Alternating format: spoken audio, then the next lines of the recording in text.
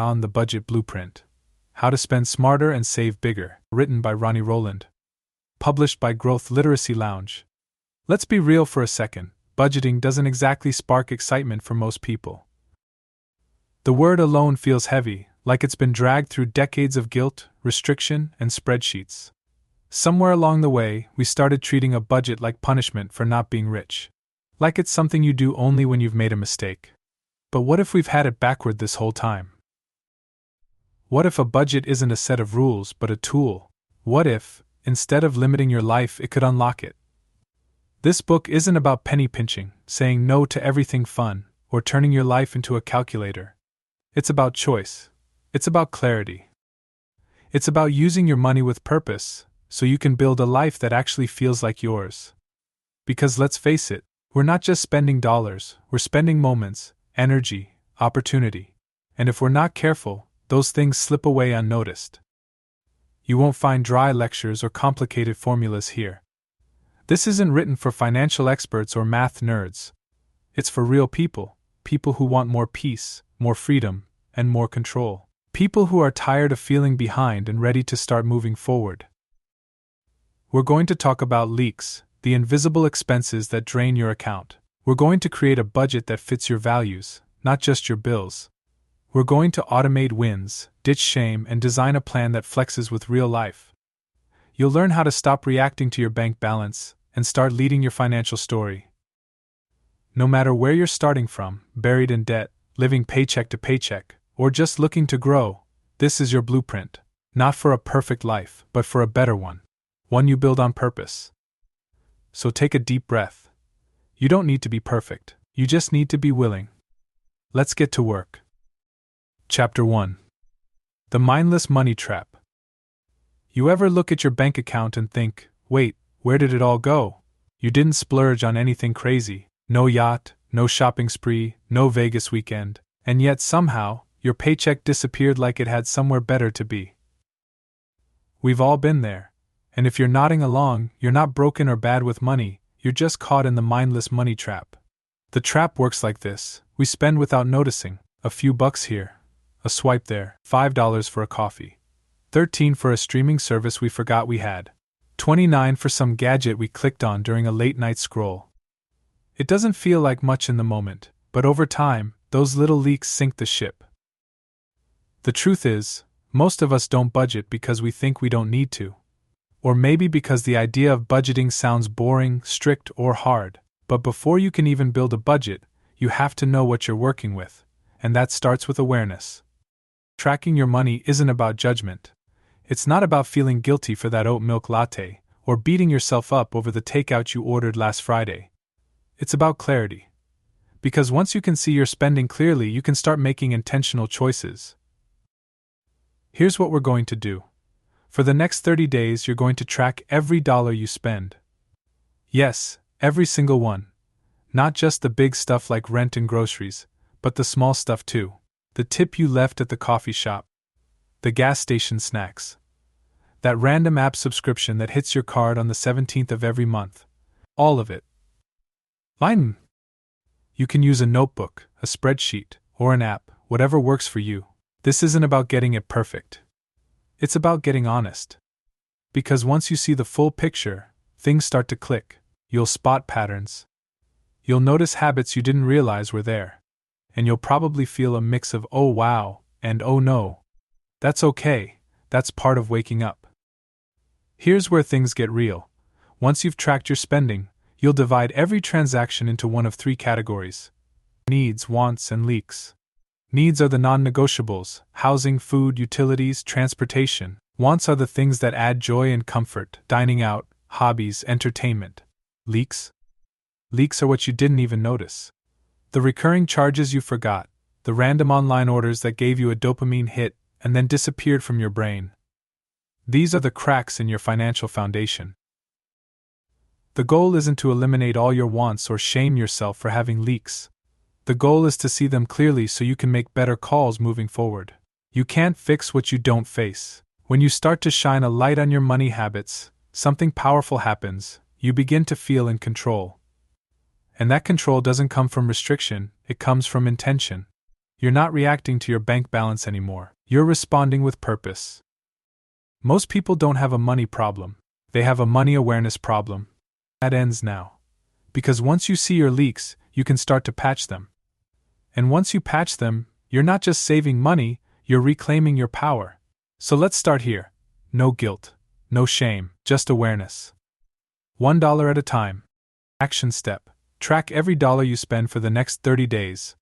Choose any method that works for you, an app, a notebook, a spreadsheet, but commit to total transparency.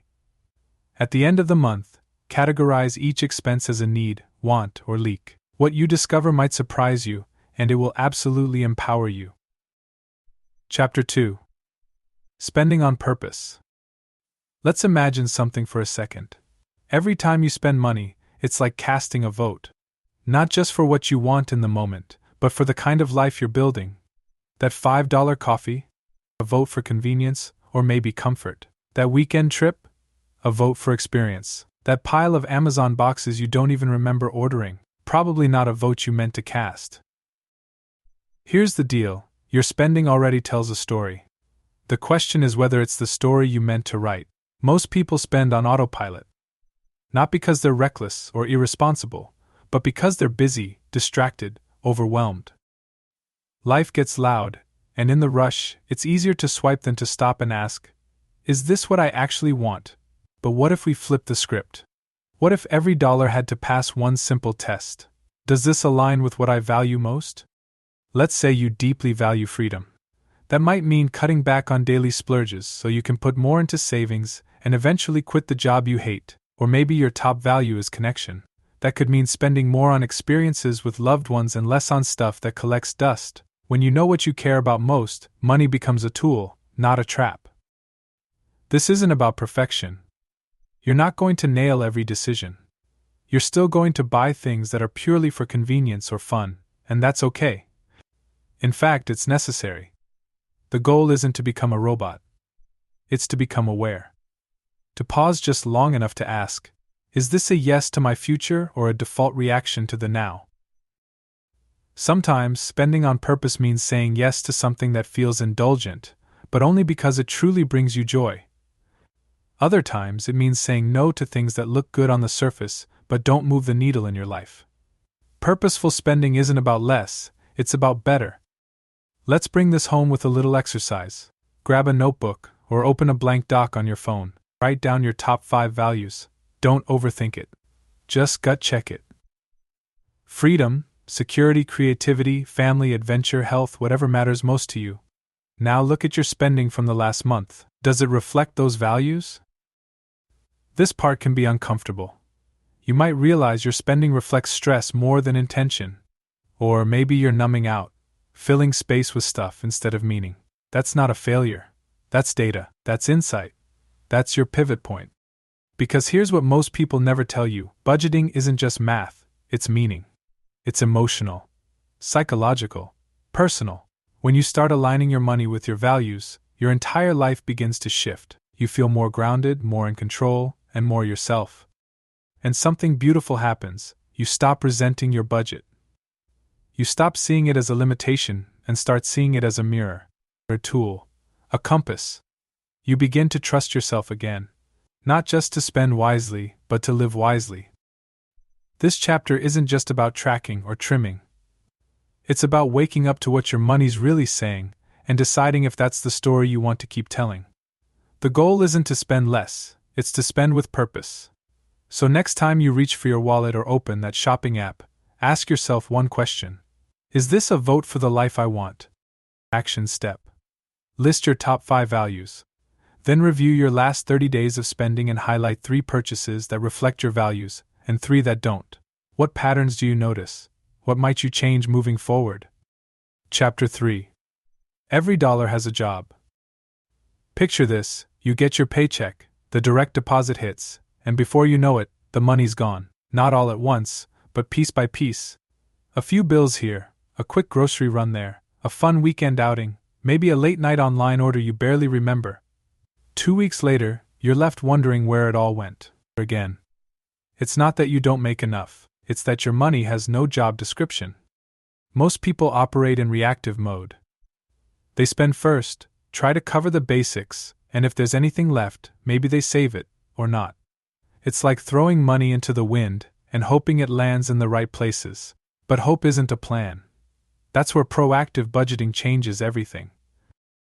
Proactive budgeting means giving every dollar a job before the month even begins. Not just the big stuff like rent or car payments, but every category, down to coffee runs and birthday gifts. Think of your money like a team of employees. If you don't give each one a clear assignment, they'll wander off and do whatever they want. That's how budgets fail, not because people lack discipline, but because the money wasn't told what to do. This doesn't have to be complicated. You don't need a finance degree or fancy software. All you need is a simple plan. Start by estimating your monthly income. Then list out your expenses, not just fixed bills but also the flexible stuff, groceries, gas, fun, savings, debt payments. Total it up. If your expenses are higher than your income, adjust, cut where you can. If you've got money left over, assign it to goals. The key is that nothing remains unassigned. This approach is often called zero-based budgeting. You plan for every single dollar, so when you subtract all your spending from your income, you get zero. That doesn't mean you have zero money, it means every dollar has a purpose. You're not reacting anymore, you're leading. It's not just about tracking where your money went. It's about deciding, in advance, where it will go. That one shift changes everything. It creates clarity. It removes guilt. It stops the end-of-month scramble. Because you're no longer surprised by your spending, you've already accounted for it. Let's be real. Life won't always cooperate. There will be surprise expenses and off-track moments, but when you've assigned your dollars, you're better equipped to pivot. You're making conscious choices, not last-minute reactions. This level of planning isn't restrictive, it's freeing. You know the bills are covered, you've budgeted for fun, you've built in savings. There's no more guessing. Just calm confidence that your money is doing what you told it to. If budgeting has failed you in the past, it's likely because it felt vague or too strict. This is different. This is personal, flexible, empowering. You're not following a formula, you're creating one that fits your life. The magic of assigning every dollar a job is that it creates intention, and with intention comes control. Suddenly you're not chasing your money, you're directing it. And that direction builds momentum. One intentional choice leads to another. Before long, you're not just staying afloat, you're building something. So next time you get paid, don't just hope the money lasts. Tell it where to go. Give every dollar a mission. When your money has a plan, so do you. And that's when things really start to change. Action step. Before your next paycheck arrives, make a plan. List your total expected income for the month. Then assign every dollar to a category: essentials, fun, savings, debt, goals, until you hit zero. Every dollar should have a job. No exceptions, no leftovers. Chapter 4. Joy isn't optional. Let's clear something up right now. Budgeting isn't about cutting out happiness. It's not about saying no to every little indulgence or feeling guilty every time you spend on something fun. In fact, if your budget doesn't include room for joy, it's not going to last. Restriction might work for a week, maybe even a month, but it's not sustainable, and it's definitely not empowering. We've been sold this idea that being good with money means being hyper-disciplined, always saying no, and saving every penny like a miser. But that's not living, that's surviving, and you weren't meant to just survive. You're meant to thrive. Which means joy isn't a luxury, it's a requirement. Think about the last time you spent money and genuinely felt good about it. Maybe it was a weekend getaway, a dinner out with friends, a new book that lit your brain on fire. Those moments matter. They aren't a waste. They're part of what makes life feel meaningful and energizing. And when you build those moments into your budget, on purpose, you take back control of your relationship with money. This isn't permission to go wild. It's permission to be intentional, to choose joy consciously, instead of letting it sneak in through impulse or frustration. Because when you don't allow space for joy in your budget, it finds its way in anyway, usually through mindless spending that leaves you feeling worse, not better. We're not talking about reckless splurging. We're talking about a fun fund, a line in your budget that's just for you. No guilt, no justifications. Something to look forward to, something that reminds you why this whole budgeting thing is worth it in the first place. When you know there's money set aside for joy, everything shifts. You stop feeling deprived. You stop resenting the plan.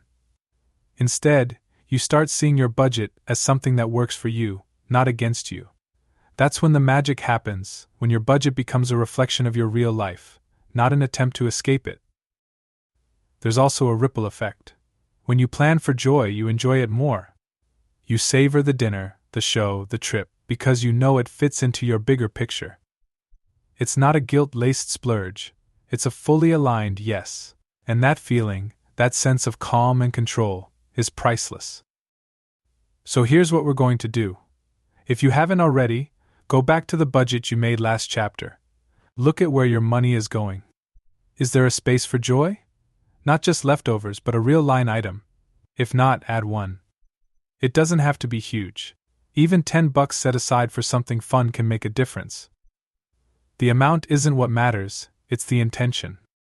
This is how you build a budget that lasts. Not by squeezing every drop of life out of your money, but by infusing your money with life. You're not cutting joy out, you're curating it, and that makes all the difference. Because at the end of the day, a budget isn't a spreadsheet. It's a story. And your story deserves more than just bills and responsibilities. It deserves color. It deserves delight. It deserves to feel like you. Let joy be part of the plan. Action step. Create a fun fund in your monthly budget. Choose a set amount, big or small, that's just for joyful spending. No guilt, no second guessing. Spend it with intention, and notice how it changes your mindset around money. Chapter 5. The 3-bucket breakdown. When most people think of budgeting, they imagine a long list of transactions and endless categories. Rent, utilities, groceries, subscriptions, takeout, gas, and on and on. It can feel overwhelming, like trying to untangle a pile of cords in the dark. That's why we're going to simplify it. Instead of trying to juggle 20 categories, we're going to use just 3: needs, wants, leaks. Think of your money as water flowing through 3 buckets. The goal isn't to stop the flow, it's to make sure that flow is going where you actually want it to go. The first bucket is needs. These are your non-negotiables: rent or mortgage, groceries, electricity, transportation, insurance. They're the essentials that keep your life stable and functional. For most people, this bucket eats up the largest chunk of income, and that's okay. These expenses are the foundation. The second bucket is wants. This one gets a bad rap, but it's actually essential. Wants are what make life richer: meals out, hobbies, streaming services, date nights, weekend trips, books, upgrades. They're not required for survival, but they absolutely matter. A healthy budget includes this bucket on purpose. Remember, joy isn't optional, and this is where joy often lives. The third bucket is leaks, and this is where things get interesting. Leaks are the unintentional, often unconscious spending habits that slip through the cracks. They're the gym membership you forgot to cancel, the 5 different music subscriptions, the random late-night shopping sprees, the $8 delivery fee on a $10 meal. Leaks aren't always huge, but they add up quickly, and they usually don't bring real value. Here's the thing about leaks: they're invisible until you look for them. That's why tracking your spending for a full month is so important. When you review every transaction and sort it into one of the 3 buckets, patterns emerge. You'll probably be surprised. That $100 impulse buy? Leak. The 4 streaming platforms when you only use one? Leak. The daily snacks from the gas station that somehow total $80 a month? Leak. The good news is, once you spot them, you can do something about them. This isn't about judgment, it's about clarity. We're not trying to eliminate all your wants or shame your spending. We're just trying to see where your money is going so you can take back control. And control doesn't come from perfection. It comes from awareness. Once you've broken down your expenses into the 3 buckets, you'll have a clear picture of where your money is flowing. Then you can make some decisions. Maybe you want to shrink the leak bucket and redirect those funds towards savings or travel. Maybe you realize your wants are completely out of line with your goals. Or maybe your needs are too high, and it's time to explore ways to reduce them, like refinancing debt, moving, or renegotiating bills. This 3-bucket system isn't just simple, it's flexible. You can revisit it monthly. You can adjust it based on your income. You can use it to set boundaries or to create freedom. It works whether you're earning $30,000 or $300,000, because it's not about how much you make, it's about how intentional you are with what you keep. So grab your last month of expenses. Go through them one by one. Label each as a need, a want, or a leak. Be honest. Be curious. And be ready to make small shifts that lead to big change. Action step. Review your last 30 days of spending. Label each transaction as a need, want, or leak. Total up the amount in each bucket. Then decide, what changes can you make to reduce leaks and better align your money with your goals? Chapter 6. Why budgeting isn't a dirty word. Budget. Just saying it out loud feels like dragging your feet through wet cement. It sounds stiff, boring, maybe even a little scary. Somewhere along the way, we turned the word into a punishment, something responsible people do after they've had all the fun, or something you're forced into when money gets tight. But here's the truth, budgeting isn't punishment, it's permission, it's power. It's a plan. For years, many of us thought of budgets like crash diets, restrictive, rigid, temporary. The kind of thing you try when you've had too much and need to clean up. But just like with diets, that mindset never sticks. Because the minute something feels like a cage, you want out, and who wouldn't? No one wants to live in a spreadsheet of shame. But what if we stopped thinking about budgeting as deprivation and started thinking about it as design? Architects use blueprints to build beautiful homes. Artists use outlines to bring big visions to life. And we can use budgets, not to say no to life, but to say yes with more clarity. A real budget isn't about restriction, it's about intention. It's about knowing where your money is going and deciding if that's where you want it to go. When you create a budget, you're not limiting your options, you're expanding your control. You're not saying I can't have that. You're saying, that doesn't fit into the life I'm building right now. When people resist budgeting, it's often because they think it will make them feel worse. But the opposite is usually true. A budget, when done right, doesn't create anxiety, it relieves it. It quiets the mental noise, the second-guessing, the panic at the end of the month. Instead of wondering if you can afford something, you already know. Instead of worrying about your balance, you have a plan. That kind of clarity is worth everything. Let's be honest. Budgeting isn't always sexy. There are no fireworks when you log into your spreadsheet or review your bank statement. But what budgeting gives you is something even better than excitement. It gives you peace. Peace when you swipe your card. Peace when the bills are due. Peace when life throws a curveball and you already have a plan in place. Maybe you've tried to budget before and it didn't stick. Maybe it felt too complicated or too rigid. That's okay. This time is different. Because this time, you're not just doing math, you're building meaning. You're using your budget to reflect your values, your goals, and the life you want to create. The key is to make it yours. Your budget doesn't have to look like anyone else's. It can be digital, handwritten, color-coded, messy. It can include a fun fund, a vacation jar, a coffee line item. The format doesn't matter. What matters is that it makes sense to you, and that it feels like something you can stick with, not something you're trying to escape from. So let's reclaim the word. Let's take it back from the land of dread and give it a new meaning. Budgeting is not about cutting back. It's about stepping up. It's about standing in front of your financial life and saying, I'm in charge now. Because when you decide what your money will do before it slips away, you're no longer reacting, you're creating. And there's nothing dirty about that. In fact, there's something deeply powerful about it. Action step: rewrite your definition of budget. In one sentence, describe what budgeting means to you now, not as restriction, but as intention. Then post it somewhere visible to remind yourself. This isn't about limits, it's about design. Chapter 7. The 50-30-20 Rule. If you've ever looked at your budget and felt totally lost, you're not alone. Most of us were never taught how to manage money in a simple, clear way. Instead, we picked up habits from our parents, made guesses in adulthood, or followed whatever advice came up in a quick Google search. That's why frameworks matter. They take the guesswork out. And one of the simplest, most flexible frameworks out there is the 50-30-20 rule. Here's how it works. You divide your monthly income into 3 big categories. 50% goes to needs, things you must pay for to live. 30% goes to wants, the stuff that adds joy and comfort to your life. And 20% goes to savings or debt repayment, the money that builds your future. That's it. 3 buckets. One clear system. And it works whether you're earning a little or a lot. Let's break it down. Needs include your rent or mortgage, groceries, utilities, insurance, minimum loan payments, and transportation. If it keeps the lights on, keeps you fed, or gets you to work, it's probably a need.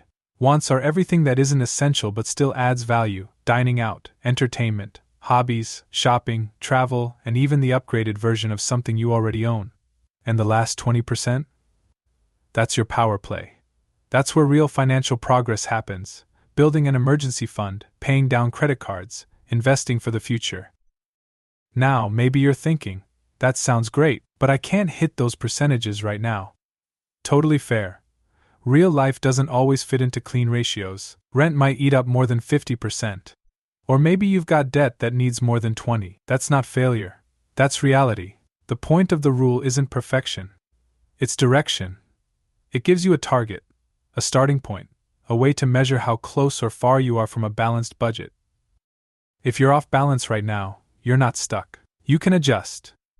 Maybe you can negotiate a bill, reduce a leak, or shift more money towards savings over time. The key is to use the rule as a compass, not a cage. It helps you ask better questions. Am I spending too much on wants? Am I undersaving? Are my needs inflated by lifestyle choices that could be trimmed? There's power in percentages. They make the invisible visible. They give you a quick snapshot of where your money is going and whether it aligns with your goals. And when you align your spending with this rule, or your own adapted version, you begin to feel that rare sense of financial clarity. It also makes decision-making easier. When you're tempted to buy something, you can ask, is this part of my 30%, or is it creeping into my needs or savings? That one moment of reflection can be the difference between mindless spending and mindful progress. The best part? You can customize this framework. Maybe you shift to 60-20-20 or 40-30-30 depending on your life stage. Maybe you split your 20% between debt and investing. There's no perfect formula, only the one that works for you. The rule isn't about restriction.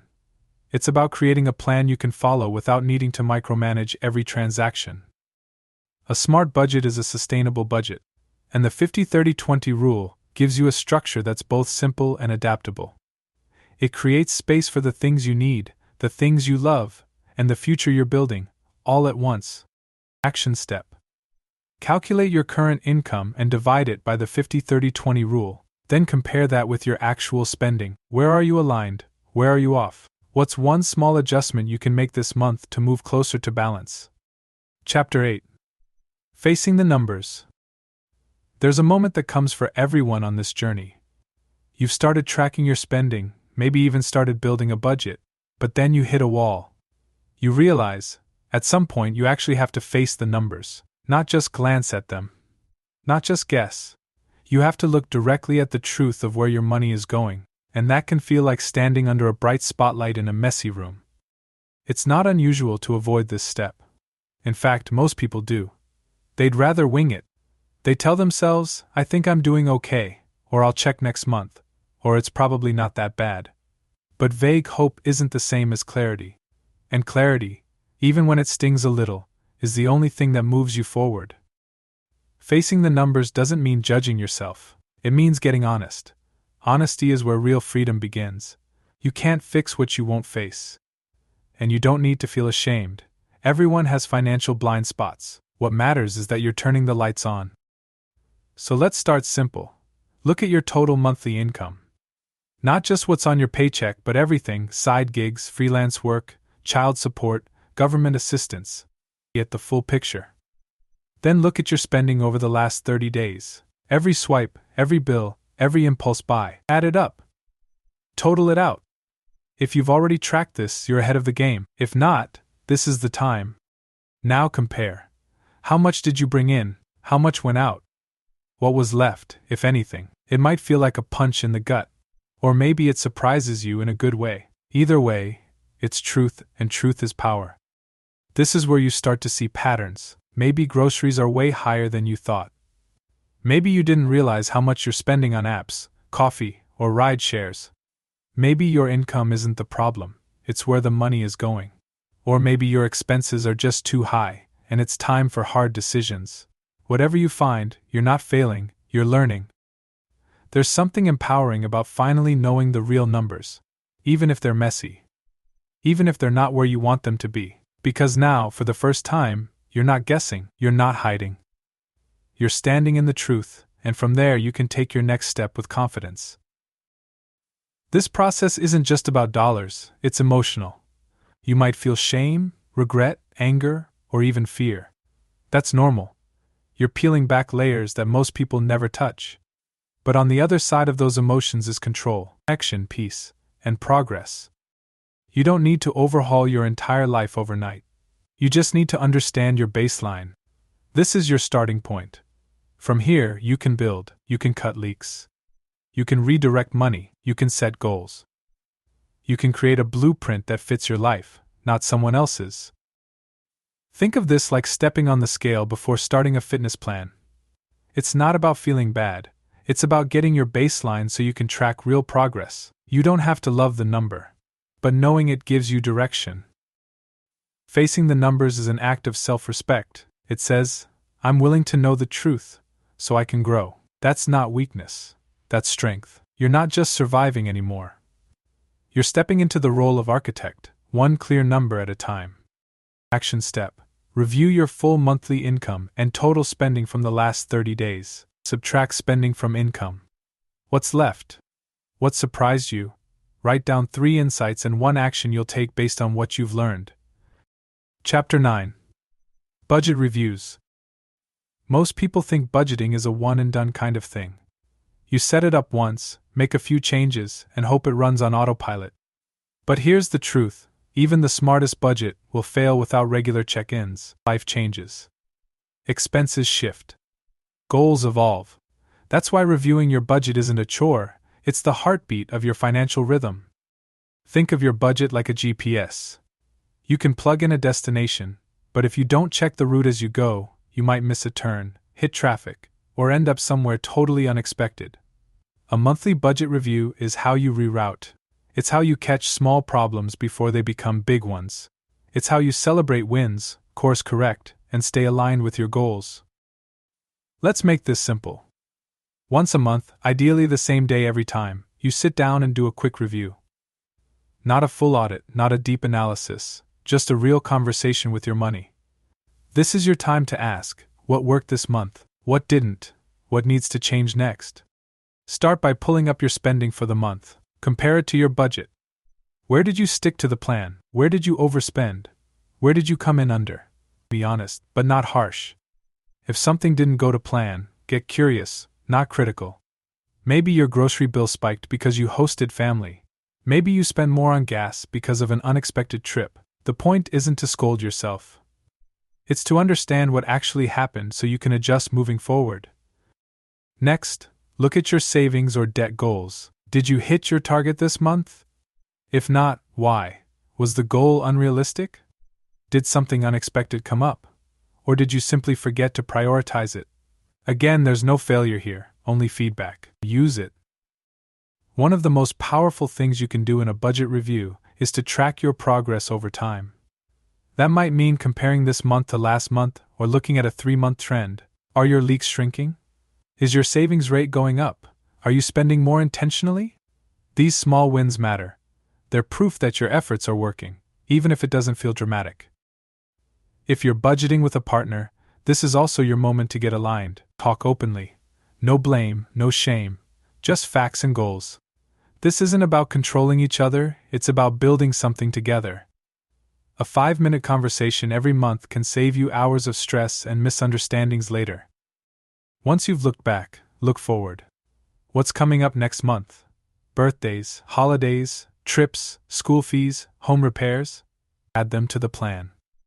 Don't let those surprise expenses knock you off track. Planning ahead doesn't just save money, it saves energy. This monthly review doesn't have to be long, it can take 15 minutes. But those 15 minutes are powerful. They build awareness. They create consistency, and they remind you that budgeting isn't just about what you earn or spend, it's about who you're becoming.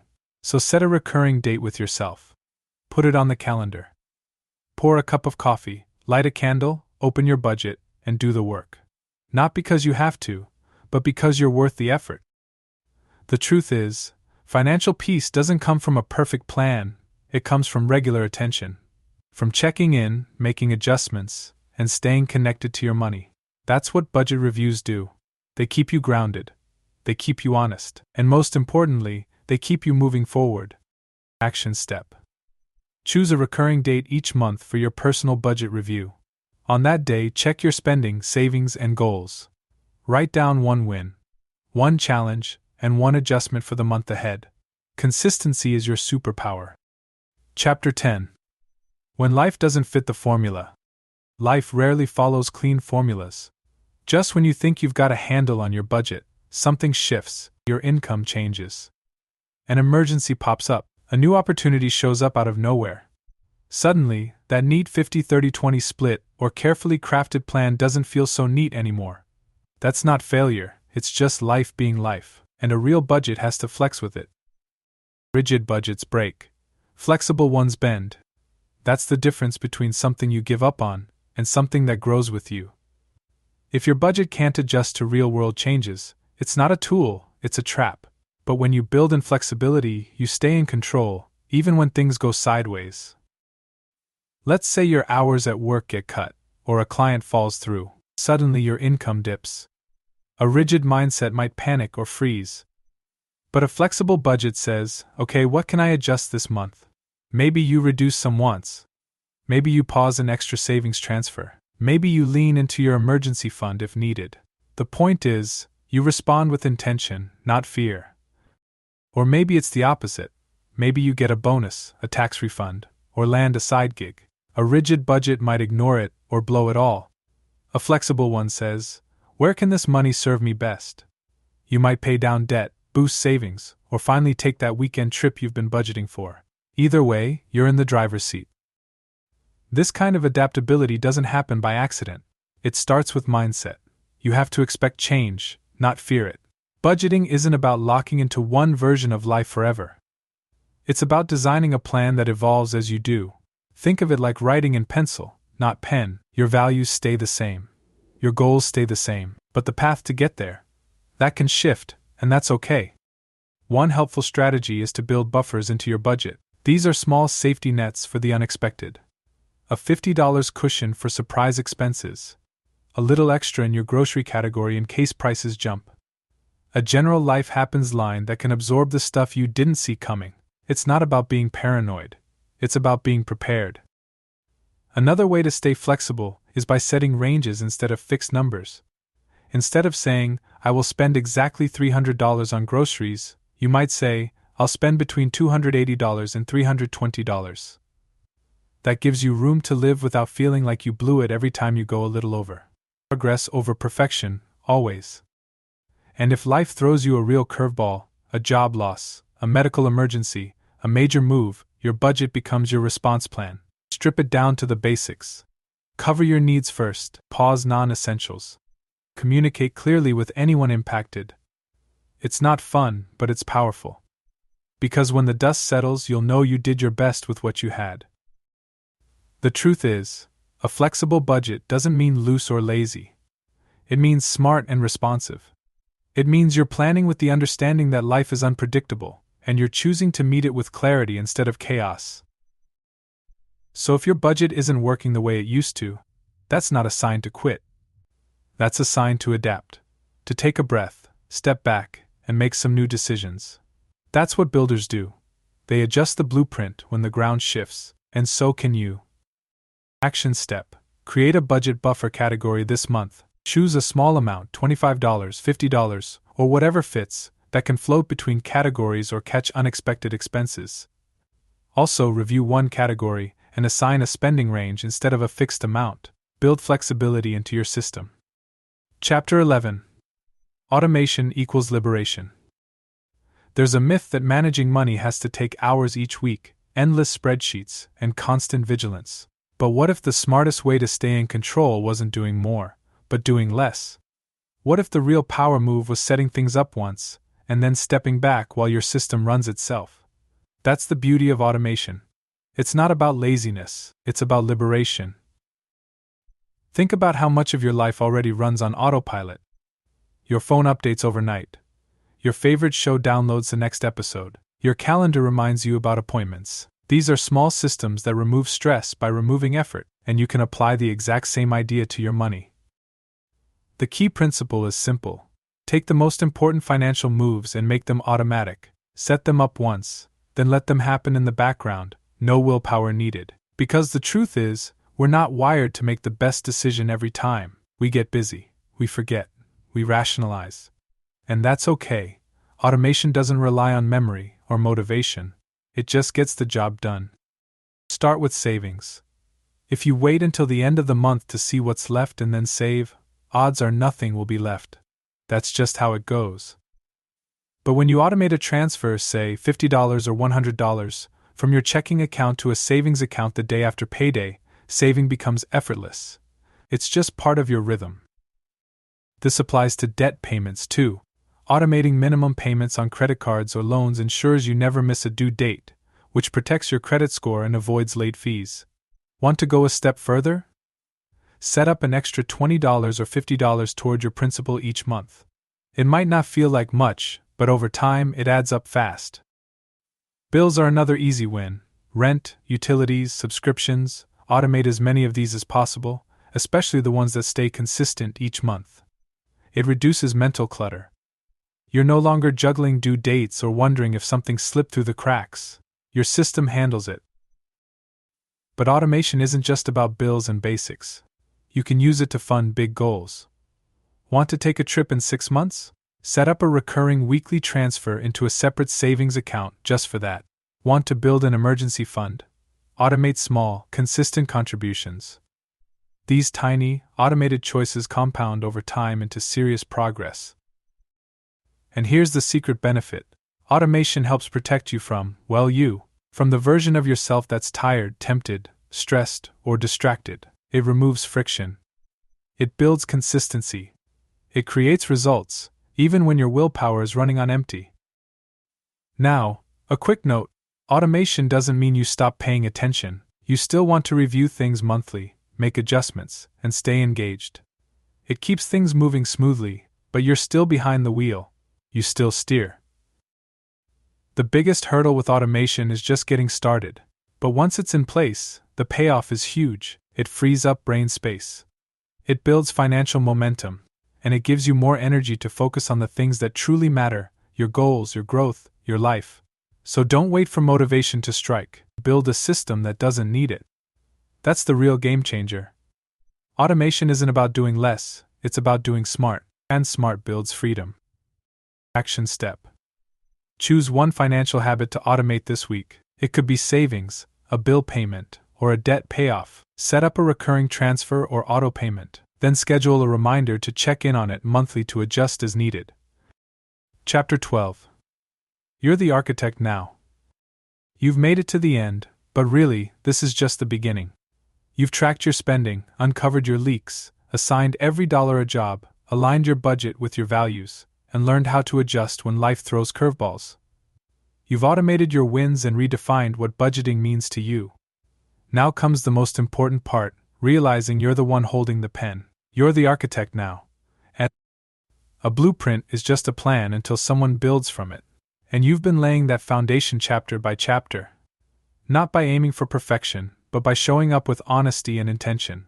That's what separates wishful thinking from actual change.